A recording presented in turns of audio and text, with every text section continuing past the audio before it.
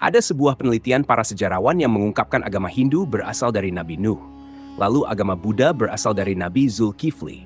Dan Nabi Luth adalah nama lain dari Laos, pendiri dari agama Tahu di Cina. Di video beberapa waktu lalu, kita pernah membahas tentang hubungan Buddha dan Nabi Zulkifli.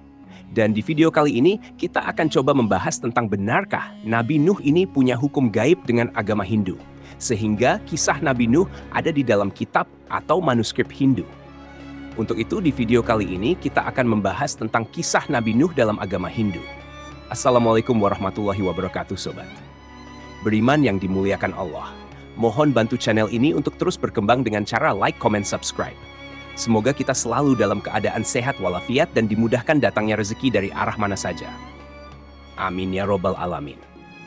Nabi Nuh dikisahkan dalam 3 kitab suci di 3 agama, yaitu terdapat di kitab suci Yahudi, Kristen, dan Islam.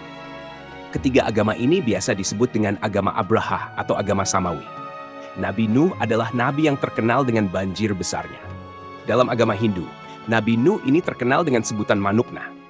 Manu sendiri bagi umat Hindu adalah leluhur dari umat manusia dan merupakan raja pertama di dunia yang juga menyelamatkan manusia dari banjir besar, seperti halnya kisah Nabi Nuh yang ada dalam Islam. Anak cucu dari Manu ini disebut dengan Manawa, sehingga kata manusia dalam bahasa Sanskerta disebut dengan Manawa. Jadi artinya manusia adalah anak keturunan dari Manuk. Kisah singkat Manu yang ada di Hindu seperti ini, teman-teman. Saat Manu sedang di sungai, tiba-tiba ada seekor ikan yang datang dan memohon kepada Manu untuk diselamatkan. Kemudian Manu memasukkan ikan itu ke dalam sebuah bejana atau wadah. Namun ikan itu malah membesar sehingga wadahnya tak mampu menampungnya. Akhirnya Manu memindahkan ke sebuah tong, namun kejadian yang sama terulang kembali. Ikan itu membesar lagi dan tong itu pun tak mampu menampungnya. Hingga akhirnya ikan itu dipindahkan ke samudra dan Manu baru menyadari kalau ikan itu bukanlah ikan biasa. Ikan itu ternyata adalah awatara dari Dewa Wisnu yang memberitahu Manu kalau akan ada banjir besar yang menghancurkan seluruh kehidupan. Akhirnya Manu membuat sebuah perahu dengan membawa sejumlah benih kehidupan. Wisnu adalah salah satu dewa yang ada dalam agama Hindu yang bertugas sebagai pemelihara dan pelindung alam semesta. Wisnu juga merupakan roh tertinggi dalam Purana atau kisah zaman kuno.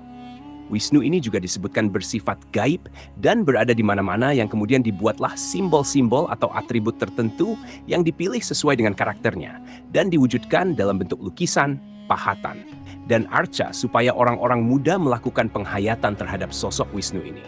Wisnu sering beravatar antara lain menjadi ikan atau Matsya, Rama, Krishna, Buddha, dan Kalki. Di agama Kristen, kisah Nuh atau Manu bisa ditemukan dalam kitab Kejadian 6 dan 7.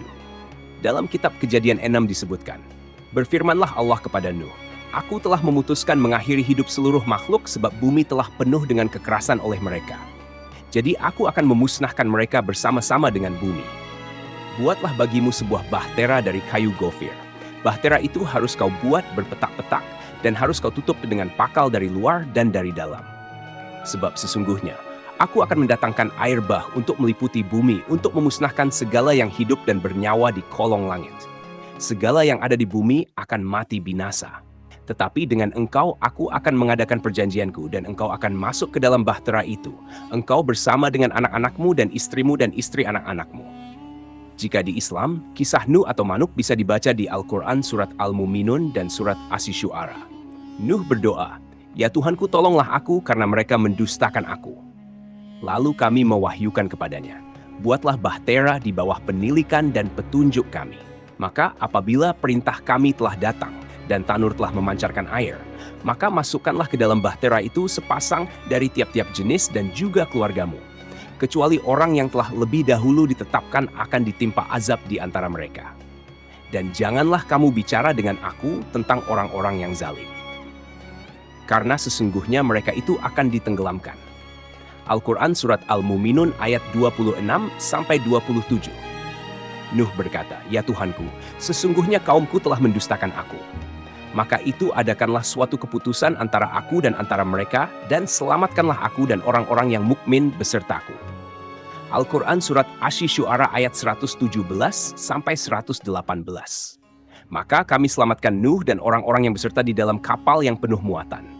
Kemudian sesudah itu kami tenggelamkan orang-orang yang tinggal. Al-Quran Surat Asy-Syu'ara ayat 119 sampai 120. Di dalam pemahaman agama Hindu, dari Manu atau dalam bahasa kitanya Nuh ini, lahir banyak keturunan dari semua ras dan disebut dengan Manavas atau Manawas. Manu atau Nuh ini katanya memiliki beberapa anak. Ada yang menyebutnya punya sampai 10 anak. Di antaranya anak itu bernama Wana, Ishaku, Ila, dan Ksatrias. Dan jika di Bible, Nuh hanya disebutkan punya 3 anak, Sam, Ham, dan Yafet. Menurut International Standard Bible Encyclopedia, keturunan Sam menghasilkan bangsa Israel, keturunan Ham menghasilkan bangsa Mesir, Kanaan, dan Arab. Keturunannya sebagai nabi juga memiliki hukum yang oleh umat Hindu disebut dengan Manusmriti atau Law of Manu. Dalam Atharva Veda, Book 20 Him 127 ayat 1-13 dikatakan di sana bahwa tentangkan datangnya Nabi Muhammad Shallallahu Alaihi Wasallam. Di sana dikisahkan dia adalah resi yang naik onta atau unta. Tidak mungkin itu orang India, karena resi India atau Brahman tidak boleh naik unta. Kemudian berdasarkan Subscribe Book of the East, volume 25, menurut manusia, seperti dikatakan di sana bahwa seorang Brahman dilarang menaiki unta atau keledai. Ini tambahan sedikit. Ternyata cerita tentang Nabi Nuh dan banjir terdapat juga di dalam cerita dari Yunani kuno. Dikisahkan Prometheus menasihati anaknya Deucalion agar membuat sebuah peti. Tujuannya sebagai tempat berlindung karena akan ada banjir yang akan terjadi. Usut punya usut, bencana yang dimaksud adalah sebuah hujan yang berhari-hari dan banjir bandang yang kemudian menyusulnya. Banyak orang yang mati karena peristiwa itu, kecuali mereka yang berlindung ke gunung-gunung yang tinggi. Meskipun Deucalion tidak berlindung di tempat tinggi, namun dirinya selamat berkat peti yang telah dia buat.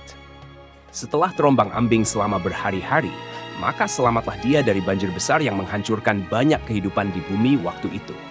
Salah satu suku yang ada di Indonesia, yaitu Batak, rupanya juga memiliki kisah mengenai bencana air bah. Kisah ini berhubungan dengan Naga Padoha, seekor ular raksasa yang dipercaya orang Batak zaman dahulu sebagai makhluk yang memikul bumi. Pada suatu hari, ular tersebut merasa lelah akan bebannya dan kemudian melemparkan bumi yang barat ke lautan. Lalu Batara Guru ingin menyelamatkan anak perempuannya dengan mengirimkan gunung ke lautan dan seluruh manusia. Setelah kejadian itu, bumi akhirnya diletakkan di bagian kepala sang ular raksasa agar kejadian serupa tidak terjadi kembali.